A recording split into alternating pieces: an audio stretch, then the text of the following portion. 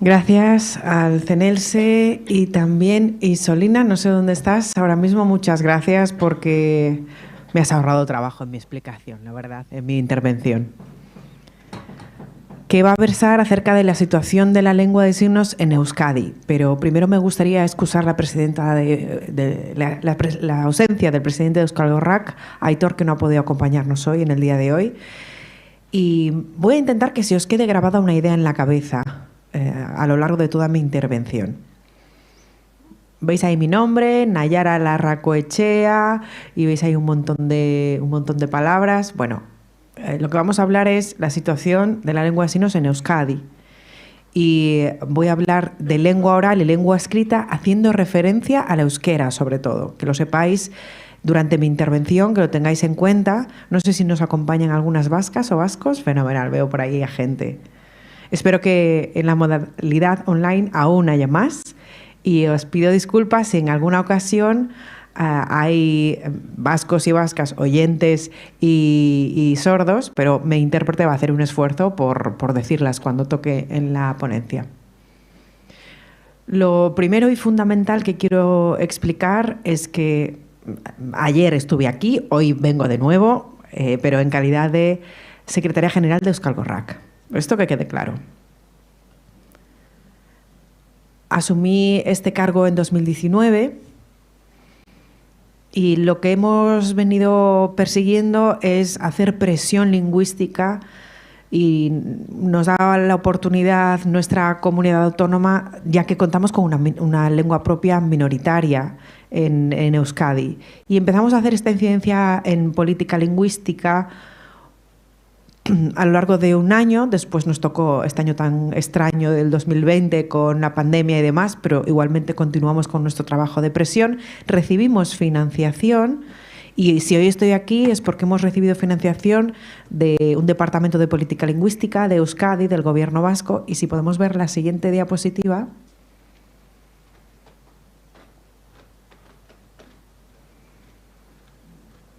Se va a ver todo en euskera, a lo mejor es un poco más extraño. Bueno, yo continúo con mi intervención.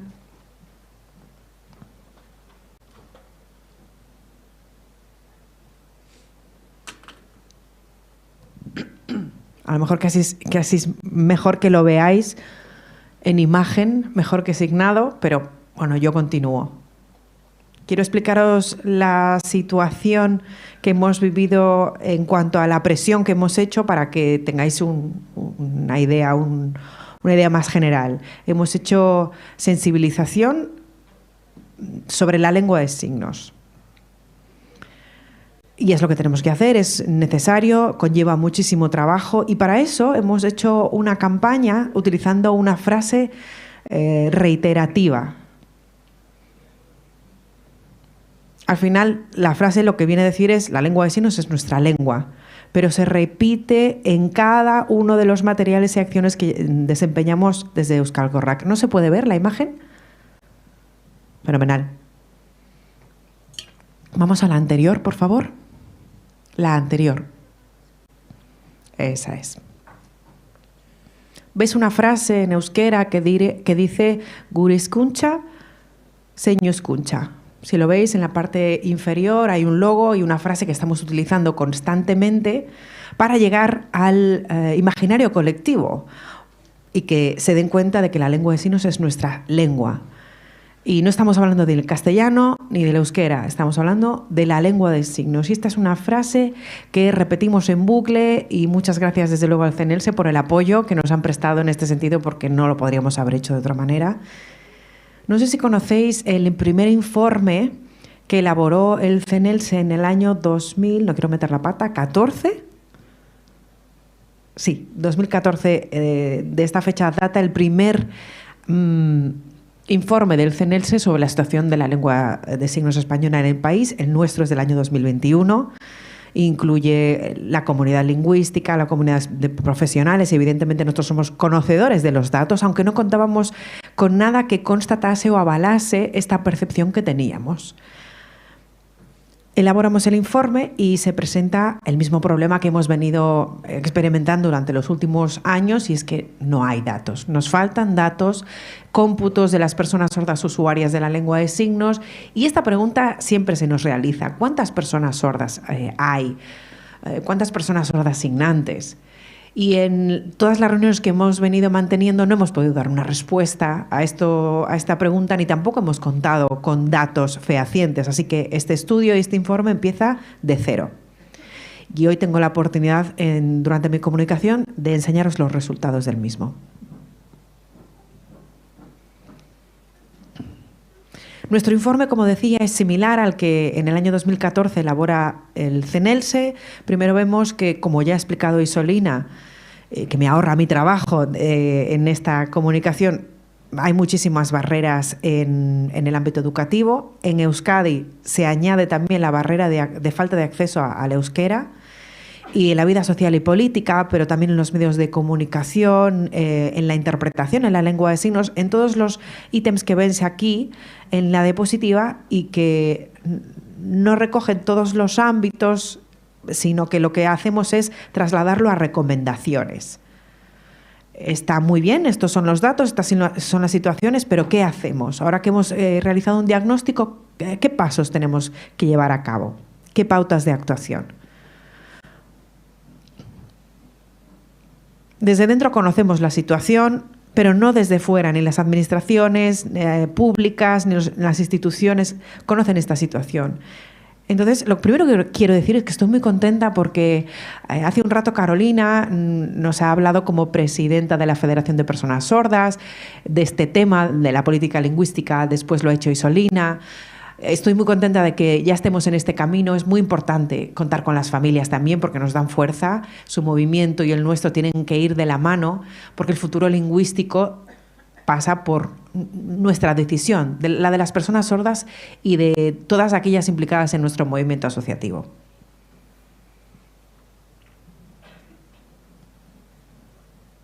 ¿Cuál es la situación en el País Vasco? Es importante contar con la perspectiva del propio gobierno vasco, que ve a la lengua de signos, la percibe como un instrumento que facilita la accesibilidad y el bilingüismo. Y sí, que es muy fácil conseguir la accesibilidad a través de la oralización y la rehabilitación fonológica de la infancia sorda para que consigan utilizar la lengua oral y además darles la lengua de signos. Pero lo que queremos es que se contemple como una lengua, y en estos resultados no sucede esto. Hablan de porcentajes de uso de la lengua de signos de manera funcional y en ocasiones también como pues una lengua que se utiliza de manera vehicular.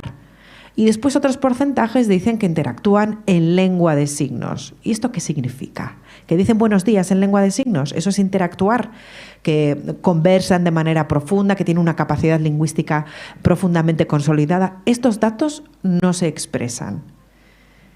Y hablan de 561 personas consultadas, lo cual nos parece un tremendo éxito, pero tampoco nos revelan las fuentes desde el gobierno vasco. Y el problema que nos encontramos es que evidentemente respetamos al máximo las decisiones familiares, pero para tomar una decisión libre debe haber información previa de qué es la lengua de signos, y si tú no lo conoces y vas al ámbito médico y tampoco te informan de que existe esta opción, no cuentas con referentes lingüísticos, y el sistema educativo en Euskadi tampoco, con profesionales sordos, apenas un par, evidentemente eso tiene unas consecuencias.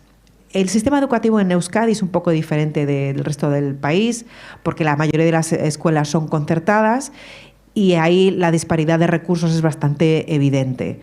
En todos los ámbitos. Es un problema inherente y principalmente el punto de vista que más nos preocupa es que la lengua de signos todavía no se considera como una lengua, sino como un recurso de la accesibilidad. Desde que hemos asumido la gerencia de la federación, estamos trabajando en cambiar mentalidades, porque todavía hay muchísimas actitudes audistas y todavía se prioriza la lengua de signos no como una lengua, sino como un recurso de accesibilidad, y todavía nos cuesta mucho cambiar esta actitud y estas mentalidades.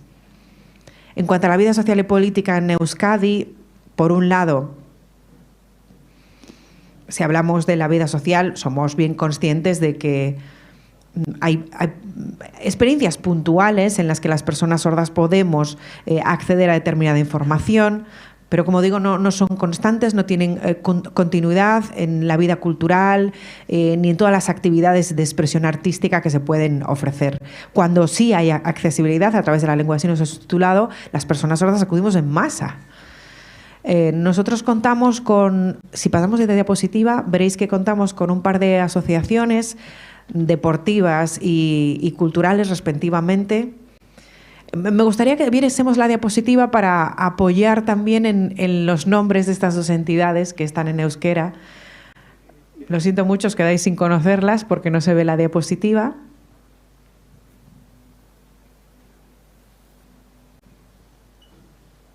Y, como decía, en la vida social se reduce a la asociación, al movimiento asociativo, a las actividades que hacemos las propias personas sordas, que organizamos talleres, conferencias. Incluso en el Ayuntamiento de Vitoria normalmente se organizan charlas sobre mujer que cuentan con interpretación en lengua de signos y además mucha afluencia de personas sordas, pero no son prácticas continuistas.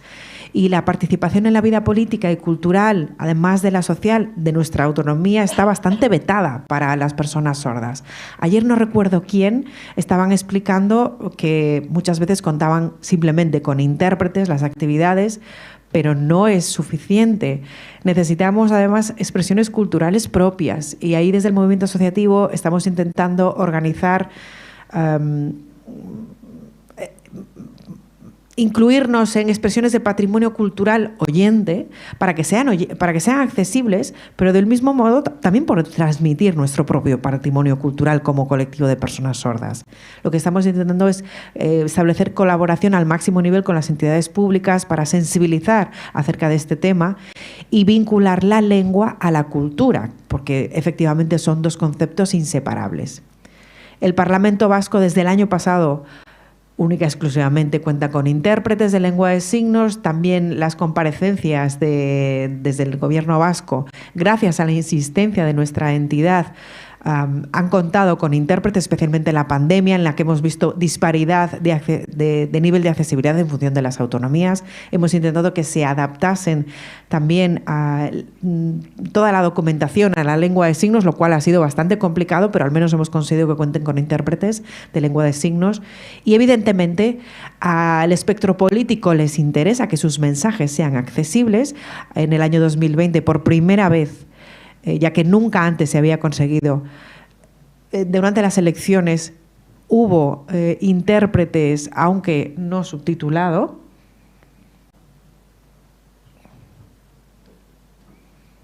Y ahora esto me viene pintiparado porque el informe del año 2021 que hemos elaborado, que es muy importante, y que habla sobre, entre otras cosas, la inclusión de las intérpretes de lengua de signos en el ámbito educativo, en Euskadi es meramente testimonial, apenas media hora a la semana la inclusión de estas profesionales. Este año hemos conseguido que sí cuenten con interpretación por primera vez. Y el problema con el que nos veníamos encontrando es que el Gobierno vasco, en sus intervenciones y comparecencias, evidentemente contaba con intérpretes, la Federación era consciente de que esto pasaba, pero no en sus apariciones televisivas. Lo que estaba sucediendo es que tenían el recurso, pero no se aprovechaba para que, una vez que se difundían esas intervenciones, se utilizase la presencia de la intérprete que ya estaba allí.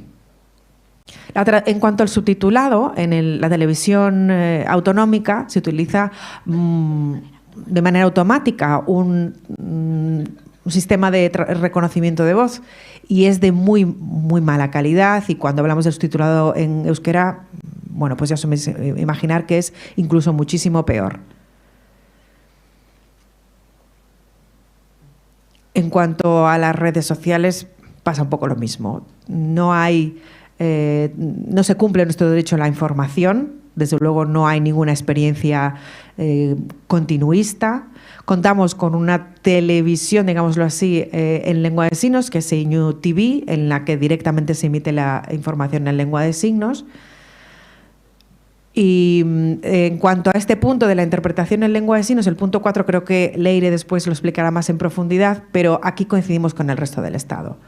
La escasez de intérpretes es innegable y nos presentamos, en nuestro caso se presenta un problema más, que es el idioma autonómico. Cuando solo se utiliza el castellano o el español, parece que hay menos problema, pero si estamos hablando de otro idioma, en este caso el euskera, necesitamos intérpretes que, además de saber el castellano, controlen y tengan buen dominio del idioma autonómico. Además, esto es una demanda que crece y crece por parte de las instituciones públicas, y ahí nos encontramos con un problema muy grave. En cuanto a la figura de la intérprete sorda, pasa lo mismo. Fuera del movimiento asociativo no existe como tal. Y hay una televisión en directo, un servicio en directo que se llama Gortec, en el que sí se emiten noticias directamente en lengua de signos, pero no es algo para nada extendido. En cuanto a la formación en lengua de signos, compartimos la misma situación que en el resto del Estado. Hay muy pocos cursos, gracias a la Fundación CNSE, que nos facilita también estos cursos de comunicación en lengua de signos en la modalidad online, que han sido fundamentales durante la pandemia. La figura de la decosor, que es un tanto antigua, pero que siguen trabajando estos profesionales, además de las mediadoras comunicativas, que no pueden recibir formación en Euskadi. Ahora Fundación CNSE también lo ofrece en la modalidad online, pero no podemos formarlas o no reciben formación en nuestro territorio. Y en cuanto a los especialistas de lengua de signos, los hemos incluido en nuestro informe porque creemos que es una figura imprescindible y fundamental. Desde luego, todavía necesitamos trabajar más en la difusión e inclusión de profesionales de la lengua de signos en varios ámbitos, como el educativo.